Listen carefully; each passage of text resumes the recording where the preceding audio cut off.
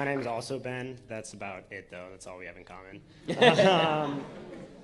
You spoke a lot about how the crime and a lot of issues in America come with having sex out of wedlock and having basically broken up families.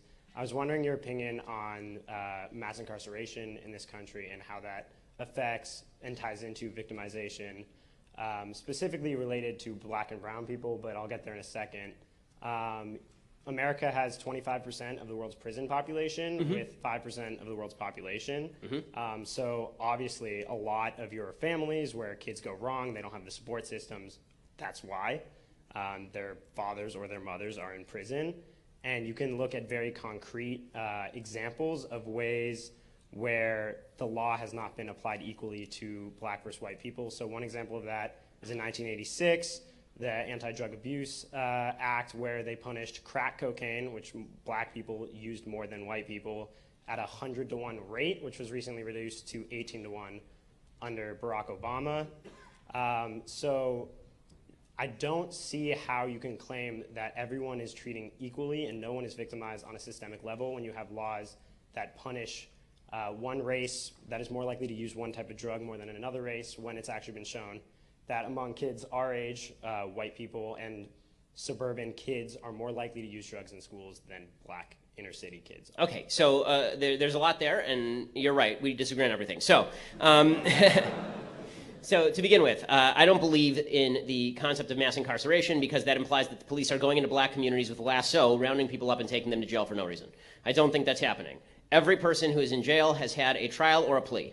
The idea that people are just being grabbed and thrown into prison to keep alive some sort of prison industrial complex where the prison masters are the ones running the system, I don't see evidence of that. As far as the 1986 law, I think that it's important to put this into context. And the context is that that law was originally pressed by black legislators from inner cities who were sick of watching crack cocaine destroying their communities. And the reason for the disparity is because crack was more easily distributable and significantly more effective than powder cocaine. It is also the fact that the vast majority of people who are distributing and using crack cocaine were black. You know it's a drug that the vast majority of people who distribute and use are white? Crystal meth. Guess what the penalty is for 1 ounce of crystal meth versus 1 ounce of crack cocaine? They are identical. They are identical because they are easily distributed and they are distributed in similar forms. So the idea that this was just some sort of attempt to grab black people off the street and throw them in jail for no reason so we could have a permanent underclass of people with no fathers, this seems to me like a giant conspiracy theory with little evidence to support it. As far as the idea that these communities would be better if we just release people onto the streets, so I think it's important, again, to note the statistics here. The fact is the vast majority of people who are in jail for drug crimes are in for distribution, not merely for use. The idea that it's a black kid who's just smoking crack on the street who's getting picked up by the cops and thrown in jail, the justice system doesn't have time for that. Okay, the vast majority of even possessions that are pled down from distributions. Now, I've said earlier, I'm not in favor of the drug war. Okay, but I can tell you something. The people who are currently acting in criminal fashion in the drug war aren't going to be out acting as model citizens as a general rule. A lot of those people are going to be committing other crimes because this has been the history of the United States. When you make a substance illegal, the people who are criminals were criminals before and they're criminals after. Al Capone was not going to turn into a banker after Prohibition ended.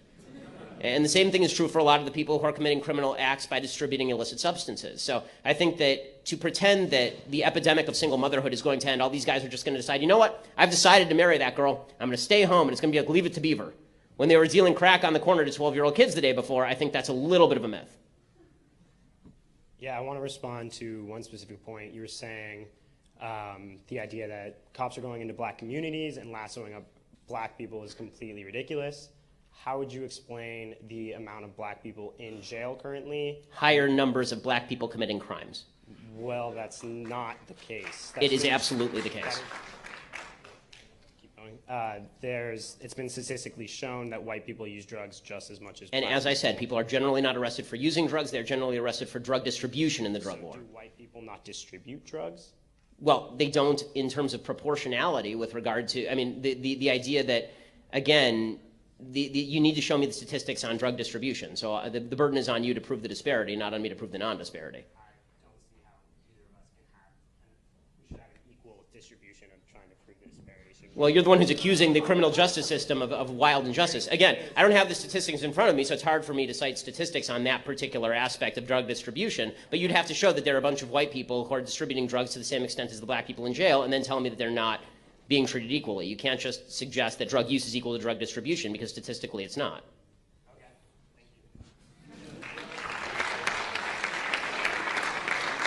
Thank you. Yo.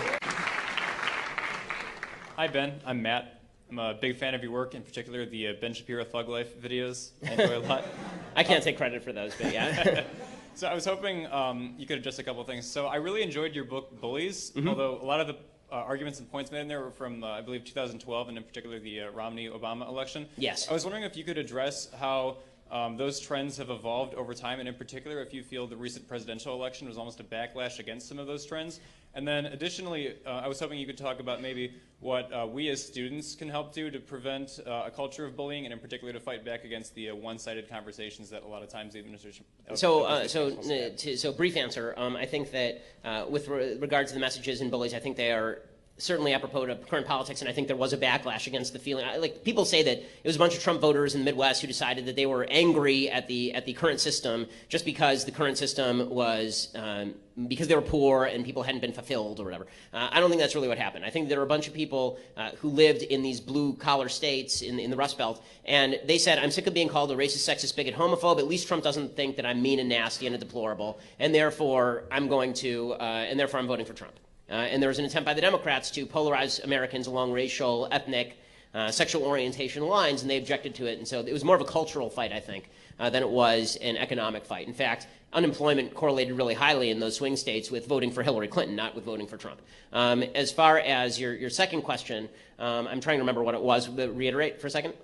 So I was mostly just wondering, like, what what you can do as students to fight back. Do. So, I mean, I think that the first thing that you can do as students is talk to people on an individual level. This doesn't mean you have to engage in every conversation. You should determine whether a conversation is useful or not, whether someone wants to have an honest conversation or not, or whether they're just there to beat you up. And if they are, then maybe it's good for practice. Maybe it's good for you to hear the other side so you can do a back and forth. But there's no substitute for individual conversation, because that's how people are actually convinced. And I think you see by the number of people who are liberals in the audience. And notice, I've used left all night. I don't use liberals except for people who actually believe there ought to be an open discourse. So thank you to all the liberals in the audience who showed up tonight. A round of applause for them, because I appreciate it. Those are the people who, yeah, you, dude. Those are the people who I think you can have an honest conversation with, and I think those are the people who you're going to have to stand beside to fight against some of the people who try to shut down these debates based on character attacks rather than merit. Thanks so much. Last question. So thank you for coming out this afternoon. I had a question about your statistics about how there's a disproportionate amount of single motherhood in African American communities, right? Right. And so starting in 1960 or 1970 with Roe v. Wade, we had this boom of legalization of abortion, which I kind of appreciate your understanding the pro-life argument. I was very pro-choice until I heard that, and it kind of made me in that middle ground of like, oh, I don't really know what to do. So I did some research. And so finding that when abortion was legalized, you look at Romania and then you look at America, right? This is the Freakonomics argument. You saw that there was a decrease in crime between people under 25 in the 1990s. And so this kind of made me think that maybe this is a correlation between that of the white and African American communities, because at that time, African American youths were predominantly low income. So they didn't have access to that form of contraception, which I think is why we feel that today. While there is this huge proportion of, what you're saying, 70% of single motherhoods are African American, if not that's the reason, I was just curious, what is the reason, and then what is the solution to that? Okay, so abortion is not the reason for the drop in crime. First of all, even if it were the reason for the drop in crime, it's not an excuse for killing babies. So, so that's number one. The evidence that it's not the reason for the drop in crime, Barry Latzer makes this argument in a book it's a very good book called The Rise and Fall of Violent Crime in America. And he talks about the fact that there was a huge violent crime spike in the United States in the mid-1980s. And it only ended in about 1994. From 1994 to 2010, there was an enormous violent crime decrease. Okay, the problem is that abortion, the top coterie of people who commit crimes are people between the ages of 14 and 20. That is the key age where people commit crimes. And what you see is that abortion was legalized in 1973. What you would assume then is that the crime rates would begin to drop in the late 80s. Right? They begin to drop in like 1987. Right? That's when people who had been born but weren't would have turned 14 or 15 years old. right? But that's not what happened. The crime rates only began to drop in 1994, 1995, coincident with something Hillary Clinton ran away from, her husband's crackdown on crime. And once you put more cops on the streets and put people in jail for crime, it turns out they're not on the streets to commit crime. So the correlation doesn't actually fit. So the idea that that's the case, it also doesn't make sense, because the fact is that the number of abortions has decreased markedly over the last 10 or 15 years, and you haven't seen a consummate spike in crime. So abortion rates started to decrease by the mid-90s. And so you would figure that there had been a big spike in crime around 2008, 2009, no big spike in crime. So the correlation doesn't even fit. If you're going to, correlation doesn't equal causation, but in order for there to be causation, there has to at least be some proof of correlation. There's not even proof of correlation. That was my question. My question was more or less, what is the reason why there's such a disproportionate amount of single mothers in the African American poverty, like in that realm of? Because, okay, so the real reason that there's a lot of single motherhood in the black community is because single motherhood has increased tremendously across all communities.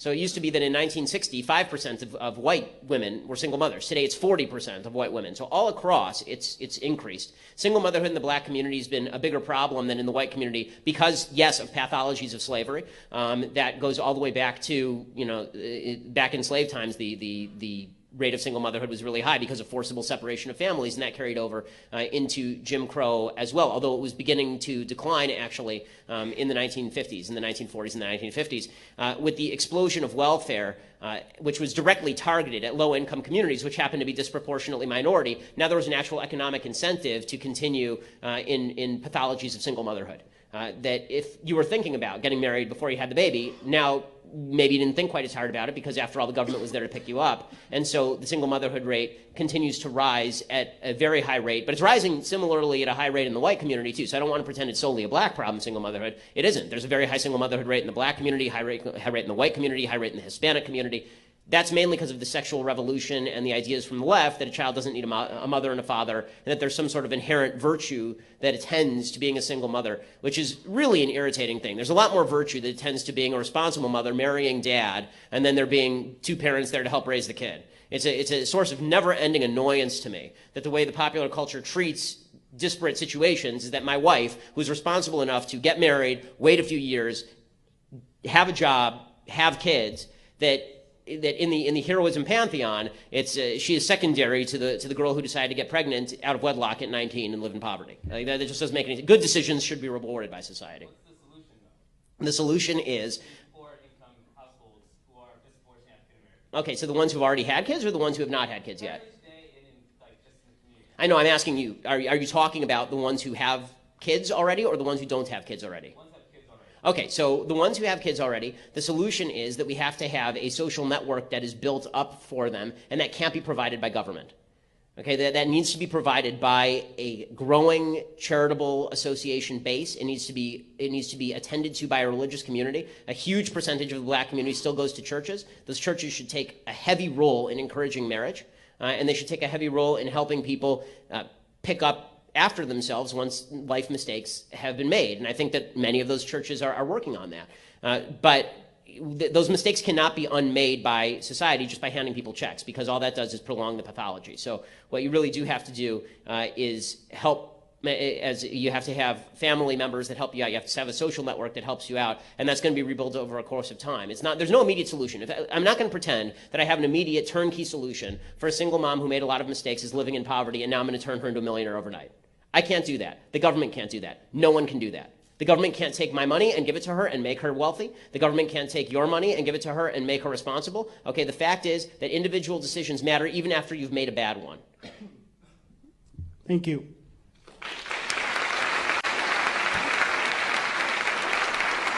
Okay. Well, thank you so much. I really appreciate your time.